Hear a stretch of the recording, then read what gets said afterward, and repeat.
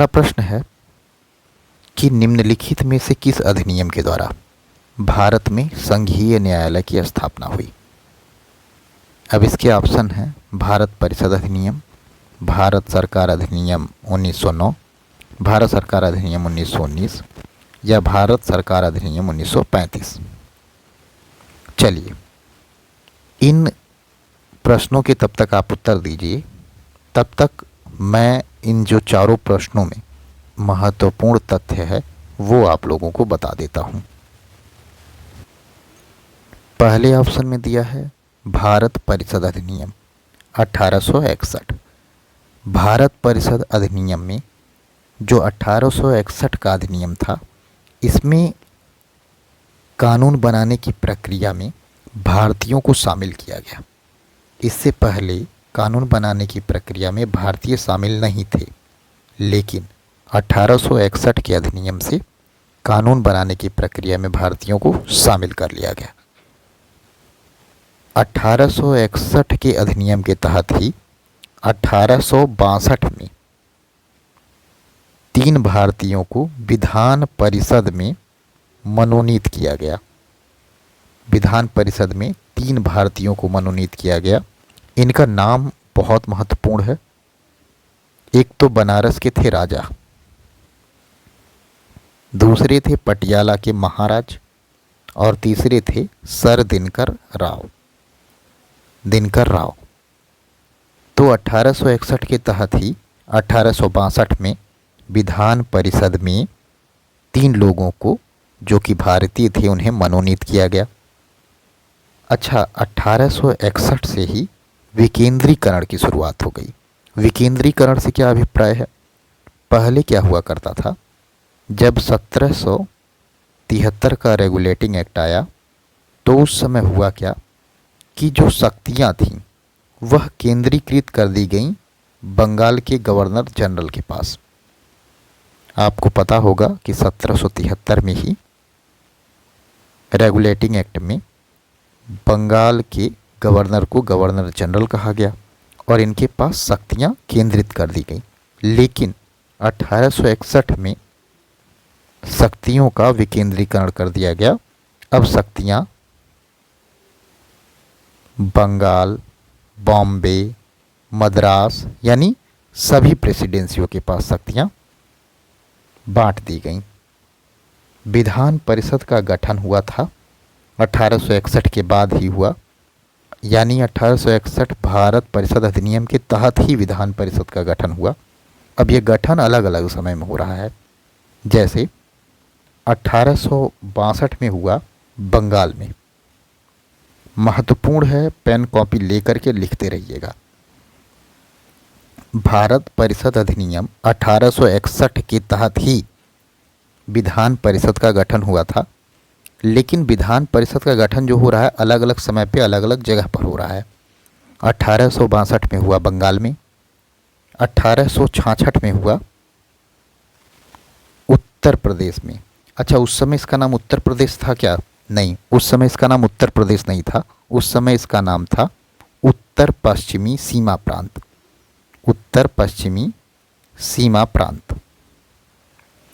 और 1897 का समय था 1907। इस समय पंजाब में विधान परिषद, पंजाब में 1897 में। अच्छा, 1861 का जो भारत परिषद अधिनियम था, इसी के तहत वायसराय के पास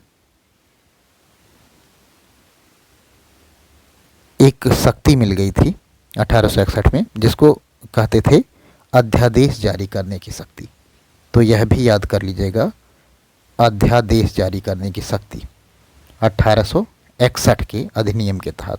अध्यादेश जारी करने की शक्ति 1861 के अधिनियम के तहत। तो एक बार मैं समराइज कर देता हूँ 1861 को। कानून बनाने की प्रक्रिया में भारतीयों को शामिल किया गया 1861 में। 1861 के तहत ही 3 भारतीयों को विधान परिषद में मनोनीत किया गया। भारत परिषद अधिनियम 1861 के तहत ही, लेकिन यह मनोनीत किया गया था 1862 में। किन 3 लोगों को किया गया था? तो एक तो थे बनारस के राजा, एक पटियाला के महाराज और एक सर दिनकर राव थे। अच्छा, 1861 अधिनियम के तहत ही विधान परिषद का गठन हुआ। अलग अलग राज्यों में विधान परिषद का गठन अलग अलग समय में हुआ था, लेकिन किस अधिनियम के तहत हुआ था, तो यह 1861 के तहत हुआ था। बंगाल में विधान परिषद का गठन 1862 में, यूपी में, जिसे उत्तर पश्चिमी सीमा प्रांत तब कहा जाता था, 1866 में विधान परिषद का गठन, और पंजाब में 1897 में विधान परिषद का गठन हुआ।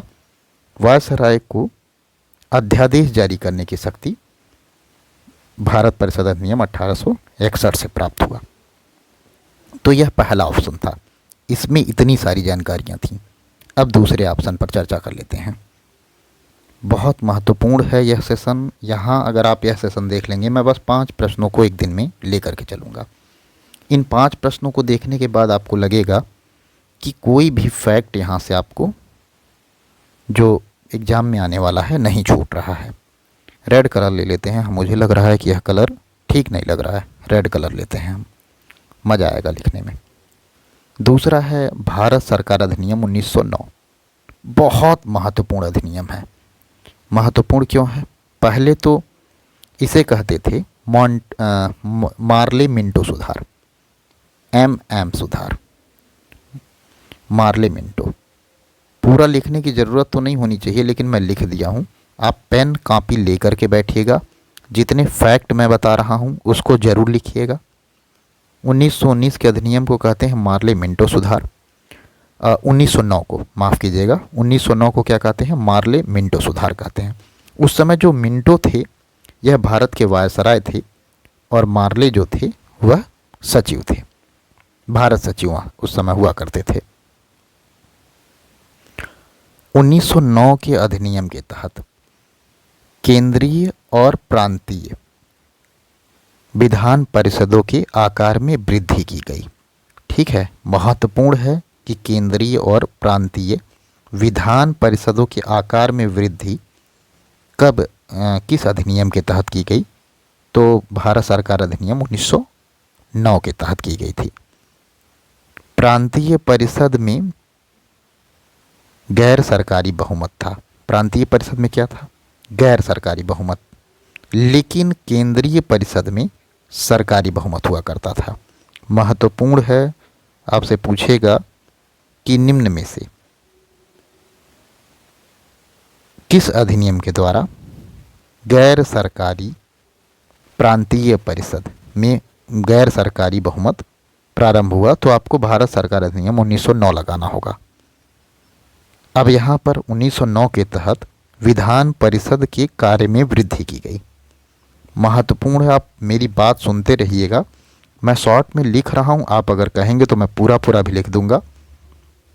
चलिए, मैं लिखता भी चल रहा हूँ साथ में, क्योंकि मुझे लग रहा है कि लिखना ज़्यादा ज़रूरी है। ठीक है, फिर से एकदम मैं 1909 को एक बार फिर से बता रहा हूँ शुरू से ही। इसे कहते थे मार्ले मिंटो सुधार, मार्ले मिंटो सुधार। ठीक है। दूसरा, केंद्रीय और प्रांतीय विधान परिषदों के आकार में वृद्धि हुई। C for central, S for state या प्रांत कहते हैं। ठीक है, विधान परिषदों के आकार में वृद्धि हुई थी। आकार में वृद्धि, केंद्रीय और प्रांतीय विधान परिषदों के आकार में वृद्धि। अच्छा, सबसे महत्वपूर्ण जो यहाँ पर हुआ था वह यह था पृथक निर्वाचन। पृथक निर्वाचन दिया गया मुस्लिमों को। मुस्लिमों को क्या दिया गया? पृथक निर्वाचन। पृथक निर्वाचन मुस्लिमों को, और मुस्लिमों का सांप्रदायिक प्रतिनिधित्व प्रारंभ हो गया यहाँ से। ठीक है, क्या स्टार्ट हुआ? सांप्रदायिक प्रतिनिधित्व।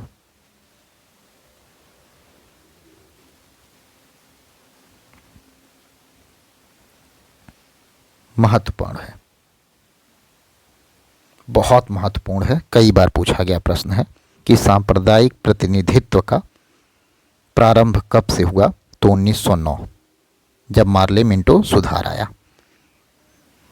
और महत्वपूर्ण है कि पहली बार किसी भारतीय को, जब कोई भी चीज़ पहली बार होती है ना, तो वो बहुत महत्वपूर्ण हो जाती है। तो फर्स्ट टाइम किसी भारतीय को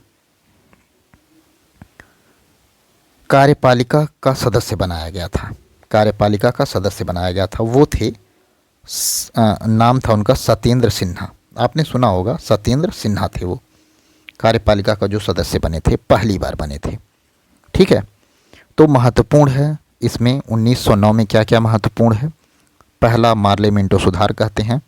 इसमें केंद्रीय परिषद और प्रांतीय परिषद का आकार बढ़ा दिया गया। केंद्रीय परिषद में आपको ये याद रखना है कि सरकारी बहुमत था, वहीं जो प्रांतीय परिषद था इसमें गैर सरकारी बहुमत होने लगा।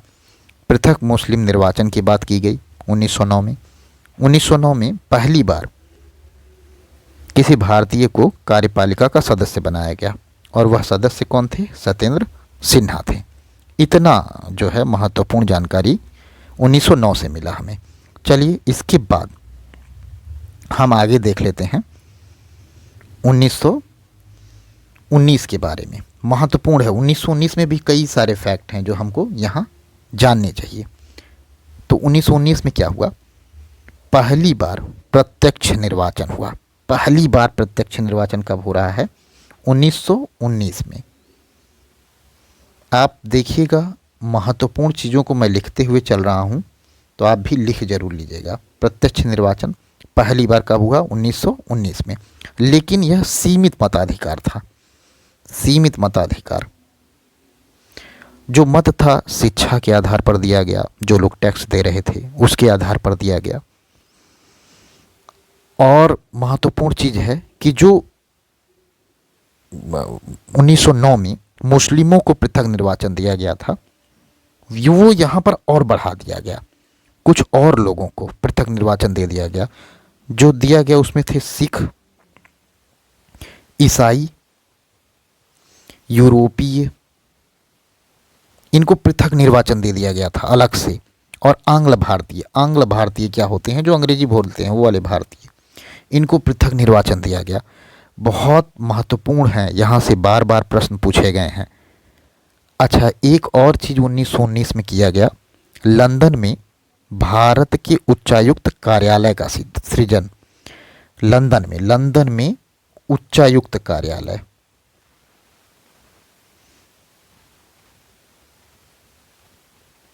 लंदन में उच्चायुक्त कार्यालय का सृजन हुआ। अब यहाँ पर एक और महत्वपूर्ण, जहाँ से आपको प्रश्न देखने को मिलेगा, वो भी समझ लीजिएगा। वो क्या था कि प्रांतों की कार्यकारिणी सरकार में द्वैध शासन, यानी प्रांतों में द्वैध शासन स्टार्ट होता है। यहाँ से प्रश्न कितनी बार पूछा गया है मैं बता नहीं सकता हूँ। यह प्रश्न कि प्रांतों में द्वैध शासन कब प्रारंभ हुआ, तो वह है 1919 में। ठीक है, प्रांतों में द्वैध शासन 1919, प्रांतों में द्वैध शासन 1919, एकदम याद कर लीजिए। दूसरा एक महत्वपूर्ण तथ्य कि केंद्र को जो है द्विसदन में बदला गया। केंद्र में क्या? द्विसदनीय व्यवस्था केंद्र में लागू किया गया। तो यहाँ पर देखिएगा द्विसदन, कहाँ पर? सेंट्रल में। सेंट्रल में द्विसदनीय व्यवस्था। अच्छा, प्रांत में जो द्वैध शासन था, तो यानी प्रांत में जो सब्जेक्ट थे उनको दो पार्ट में डिवाइड कर दिया गया, उन्हें दो हिस्सों में बांट दिया गया। एक था आरक्षित विषय और दूसरा हस्तांतरित विषय। अब इतना चीज़ें समझ में आ गया। देखिए 1909 में और 1919 में जितने भी महत्वपूर्ण तथ्य थे वो हमने यहाँ पर डिस्कस कर लिए। आप यह समझ लीजिए कि प्रश्न यहीं से बनेंगे, यहाँ से बाहर से प्रश्न नहीं आएंगे। यहाँ जो ऑप्शन में दिया गया है, इसके अतिरिक्त मैं बहुत कुछ आप लोगों को बता रहा हूँ। और यहाँ से प्रश्न अगर नहीं आए तो आप रिवीजन करना छोड़ दीजिएगा, पढ़ना छोड़ दीजिएगा, मैं पढ़ाना छोड़ दूँगा। यहाँ से बाहर प्रश्न आ ही नहीं सकते हैं। जितने भी महत्वपूर्ण तथ्य हैं वो मैं यहाँ डिस्कस कर ले रहा हूँ, बस आप लोग रिवीजन करके जाइएगा। चलिए, अब है भारत सरकार अधिनियम 1935। भारत सरकार अधिनियम 1935 बहुत महत्वपूर्ण है। भारत सरकार अधिनियम 1935 के तहत ही अखिल भारतीय संघ की स्थापना हुई। महत्वपूर्ण है अखिल भारतीय संघ की स्थापना। आप समझिएगा 1835 का जो अधिनियम है भारत सरकार, उसमें कुल 321 धारा थी और 10 अनुसूची था। एक महत्वपूर्ण चीज मैं बता दूं आपको, जो भारत सरकार अधिनियम 1935 है उसके बारे में, जो भारत का संविधान बना है ना, उसमें बहुत सारे फैक्ट जो हैं भारत सरकार अधिनियम 1935 से लिए गए हैं। अच्छा, प्रांतीय स्वायत्तता का प्रारंभ होता है, बहुत महत्वपूर्ण है, प्रांतीय स्वायत्तता का प्रारंभ कब से हो रहा है? 1935 से। यानी प्रांतों को बोला गया कि आप स्वायत्त हैं, आपका जो मन कहेगा आप नियम बनाइए, कानून बनाइए, यानी खुली छूट मिली यहाँ प्रांतों को। जो केंद्र में द्वैध शासन था यह लागू किया गया पहली बार। अच्छा, कभी लागू नहीं हुआ लेकिन लिखित रूप से बोला गया कि अब जो पहले था 1919 में क्या था कि प्रांतों में द्वैध शासन था। आपने पढ़ा होगा भी शुरू में ही कि हस्तांतरित विषय और आरक्षित विषय था। वही प्रांतों की जगह पर अब क्या किया गया कि केंद्र में कर दिया गया द्वैध शासन, लेकिन यह कभी लागू हुआ नहीं। लेकिन लिखित रूप से 1935 में कहा गया कि केंद्र में द्वैध शासन। आरबीआई की स्थापना होता है, रिजर्व बैंक ऑफ इंडिया जिसे बोलते हैं। यह भारत सरकार अधिनियम 1935 के तहत स्थापित होता है। इसका टाइम पीरियड है 1 अप्रैल 1935। महत्वपूर्ण फैक्ट हैं, लगातार इससे प्रश्न पूछे गए हैं। 1937 में एक संघीय न्यायालय की भी स्थापना होती है। कब होती है? 1937 में संघीय न्यायालय। लेकिन आप यह बात समझिएगा, जो टाइम पीरियड है भले ही 1937 है, लेकिन इसकी स्थापना जो है 1935 अधिनियम के तहत ही की जाएगी संघीय न्यायालय की। तो यहाँ पर प्रश्न भी संघीय न्यायालय के बारे में ही पूछा गया था। तो उम्मीद करते हैं आपको इसका आंसर मिल गया होगा। उसके साथ बहुत सारे फैक्ट भी आपको यहाँ पर मिल गए होंगे। तो अगर आपसे ये पूछ लूँ मैं कि अखिल भारतीय संघ की स्थापना पहली बार किस अधिनियम के तहत हुआ, तो आपको यह पता होगा 1935 के तहत हुआ। तो बस एक प्रश्न मैंने डिस्कस किया, उसमें इतने सारे फैक्ट मैंने आपको बताए हैं। शायद ही आप अगर एग्ज़ाम में जाएंगे और इन फैक्ट को अगर आपने पेन और कॉपी में ले करके लिख लिया होगा तो आपको भूलेगा नहीं, या बार बार अगर आप इस वीडियो को सुन भी लेंगे तो ये फैक्ट आपको एकदम कंठस्थ हो जाएगा। चलिए नेक्स्ट क्वेश्चन पर चलेंगे हम। जो नेक्स्ट क्वेश्चन है हमारा वह है द्वैध शासन से संबंधित। ठीक है, नेक्स्ट क्वेश्चन क्या कह रहा है कि केंद्र में द्वैध शासन किस अधिनियम के अंतर्गत स्थापित किया गया। तो केंद्र में द्वैध शासन किसके तहत स्थापित किया गया, यह उत्तर आप मनन कीजिएगा। उसके पहले हम यहाँ पर विचार कर लेते हैं भारत स्वतंत्रता अधिनियम 1947 के बारे में, क्योंकि 1919 के बारे में, 1909 के बारे में और 1935 के बारे में हमने ऊपर चर्चा कर लिया। बस भारत स्वतंत्रता अधिनियम 1947 जो था, इसके तहत भारत को दो हिस्सों में बांट दिया गया। एक बना पाकिस्तान और एक बन गया इंडिया।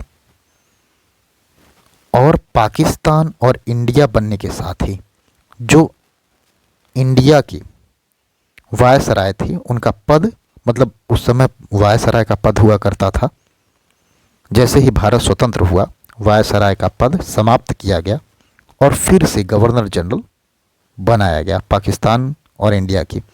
तो जो इंडिया के पहले गवर्नर जनरल थे, फर्स्ट गवर्नर जनरल, वह माउंट बेटन थे। यह महत्वपूर्ण प्रश्न है, पूछा गया प्रश्न है। माउंट बेटन ही स्वतंत्र भारत के पहले गवर्नर जनरल थे। ठीक है।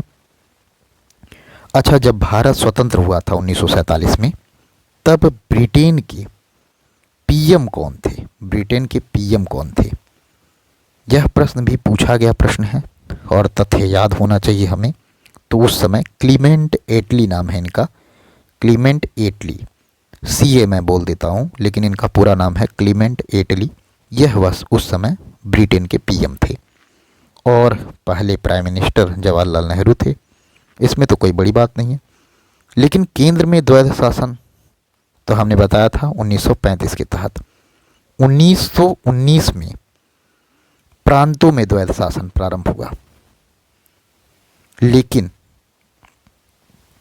1935 में केंद्र में द्वैध शासन प्रारंभ किया गया और प्रांतीय स्वायत्तता दी गई 1935 में।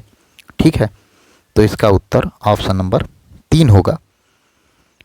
नेक्स्ट प्रश्न पर हम चलते हैं। नेक्स्ट प्रश्न क्या कह रहा है कि किस अधिनियम के द्वारा ब्रिटिश संसद ने चाय और चीन के साथ व्यापार को छोड़कर ईस्ट इंडिया कंपनी के भारत के साथ व्यापारिक एकाधिकार को समाप्त कर दिया। बहुत महत्वपूर्ण है। देखिए, जो 1813 का चार्टर है, 1833 का चार्टर है, 1853 का चार्टर है और 1793 का चार्टर है, यह सभी महत्वपूर्ण हैं। बहुत सारे इसके बारे में हम तथ्य यहाँ पर जान लेंगे। तब तक आप उत्तर सोचते रहिए, तब तक मैं कुछ तथ्यों को यहाँ पर आपके साथ डिस्कस कर लेता हूँ। सबसे पहले 1813 का चार्टर देखते हैं। 1813 के चार्टर में क्या होता है, जो ईसाई थे वह भारत आए थे। ईसाई मिशनरी जो थे वह भारत आए। क्या करने के लिए आए? अपने ईसाई धर्म के प्रचार प्रसार के लिए। और कहा गया कि भारतीयों को प्रबुद्ध करने के लिए आ रहे हैं। तो पहली बार ईसाई मिशनरी भारत में आते हैं 1813 के चार्टर अधिनियम के तहत। दूसरा है कर, अगर आप टैक्स नहीं देते हैं, कर भुगतान नहीं करते हैं, तो दंड का प्रावधान 1813 के अधिनियम के तहत कर दिया गया। और तीसरा सबसे महत्वपूर्ण, चाय और चीन को छोड़कर कंपनी का व्यापारिक एकाधिकार समाप्त कर दिया गया, जो कि इस प्रश्न का उत्तर भी है। लेकिन 1 लाख रुपए की धनराशि शिक्षा पर खर्च करने के लिए दिया गया। ठीक है, शिक्षा के लिए 1 लाख रुपए। ध्यान से देखिएगा। अब देखते हैं 1833 का चार्टर अधिनियम। 1833 का चार्टर अधिनियम बहुत महत्वपूर्ण है। क्यों महत्वपूर्ण है? क्योंकि 1833 के चार्टर अधिनियम के तहत ही जो गवर्नर जनरल थे, बंगाल के जो गवर्नर थे, बंगाल के गवर्नर, पहले कहाँ के गवर्नर हुआ करते थे? बंगाल के गवर्नर। अब उनको भारत का गवर्नर कहा जाने लगा। भारत का गवर्नर कहा जाने लगा जो बंगाल के गवर्नर थे। पहले ऐसे व्यक्ति जो भारत के गवर्नर बने उनका नाम था विलियम बेंटिक। महत्वपूर्ण है बेंटिक, विलियम बेंटिक। यानी 1833 से ही भारत का गवर्नर कहा जाने लगा। गवर्नर जनरल भी कहा जाता था। जी, गवर्नर जनरल, भारत का गवर्नर जनरल। तो पहले भारत के पहले गवर्नर जनरल कौन थे? विलियम बेंटिक थे। यह 1833 से हो रहा है। बॉम्बे और मद्रास के गवर्नर को विधायिका शक्ति से वंचित कर दिया गया। पहले जो विधायिका की शक्ति किसके पास थी? बॉम्बे के पास भी थी और मद्रास के पास भी थी, लेकिन इनको विधायिका शक्ति से वंचित कर दिया गया। सिविल सेवकों की खुली प्रतियोगिता, जैसे आज हम लोग यूपीएससी का पेपर देते हैं, वैसे ही सिविल सेवकों की खुली प्रतियोगिता का प्रारंभ करने का प्रयास किया गया। प्रयास है, याद रखिएगा, प्रारंभ नहीं किया गया, प्रयास किया गया था, लेकिन प्रयास असफल रहा था। बहुत महत्वपूर्ण है यह बात भी। एक चीज़ और हुआ था इस समय 1833 में, वह यह था कि जो कंपनी थी ईस्ट इंडिया कंपनी, अब यह पूर्ण रूप से प्रशासनिक कंपनी बन गई। यानी व्यापार जो कर रही थी यह कंपनी, उसे समाप्त कर दिया गया। अब यह पूर्ण रूप से प्रशासनिक कंपनी बन गई, जो ईस्ट इंडिया कंपनी थी। 1853 का जो चार्टर अधिनियम है यह भी महत्वपूर्ण है। 1853 में भी कई सारी ऐसी बातें थी जो की गई, जैसे 1853 में सबसे महत्वपूर्ण तो यही हुआ कि जो सिविल सेवकों की भर्ती के लिए जो खुली प्रतियोगिता जो थी, जिसको कहते थे खुली प्रतियोगिता, वह आरंभ हो गई। सिविल सेवकों की खुली प्रतियोगिता आरंभ हो गई। गवर्नर जनरल के कार्य जो थे उनमें डिवाइडेशन किया गया। जो गवर्नर जनरल के कार्य थे, भारत के गवर्नर जनरल हो गए थे, अब गवर्नर जनरल के कार्य को एक तो विधायी कार्य था और दूसरा प्रशासनिक कार्य, ठीक है, विभाजन हो गया। और विधायी कार्य के लिए क्या हुआ, एक छोटी संसद की तरह यहाँ पर काम करने लगे। इसमें 6 सदस्य थे। और प्रशासनिक कार्य, गवर्नर जनरल के कार्यों में 1854 में मैकाले समिति की नियुक्ति होती है। 1853 के तहत ही बहुत बार पूछा गया मैकाले समिति, कमेटी जिसको बोल सकते हो, कब हुआ था? 1854 में। और किसके तहत? 1853 के तहत। और 1793 का चार्टर अधिनियम बहुत महत्वपूर्ण है। यह भी, इसके भी महत्वपूर्ण फैक्ट हम यहाँ पर देख ही लेंगे लगे हाथ, क्या क्या है। तो 1793 का जो महत्वपूर्ण फैक्ट, तो 1793 में सबसे पहली चीज़ यह थी कि इनके पास, गवर्नर जनरल के पास जो है वीटो की शक्ति थी, वीटो की शक्ति, ठीक है। अब वीटो का नाम तो नहीं दिया गया था उस समय, कहा गया था कि काउंसिल के निर्णय को माने या ना माने, ऐसी बात कही गई थी। तो गवर्नर जनरल के पास यह शक्ति मिल गई थी और भविष्य के जितने भी गवर्नर जनरल थे या प्रांतों के गवर्नर थे, उनके लिए भी यह शक्ति प्रदान कर दी गई थी। एक चीज़ और था उस समय कि जो बंगाल के गवर्नर जनरल हैं उनके अधीन कर दिया गया था। जैसे मैं कह दूं कि ये बंगाल का गवर्नर जनरल है, बेनारिक बना दूं, तो उनके अधीन बॉम्बे और मद्रास को कर दिया गया था। समझ रहे हैं? यानी केंद्रीयकरण को मजबूती दी गई थी इसमें।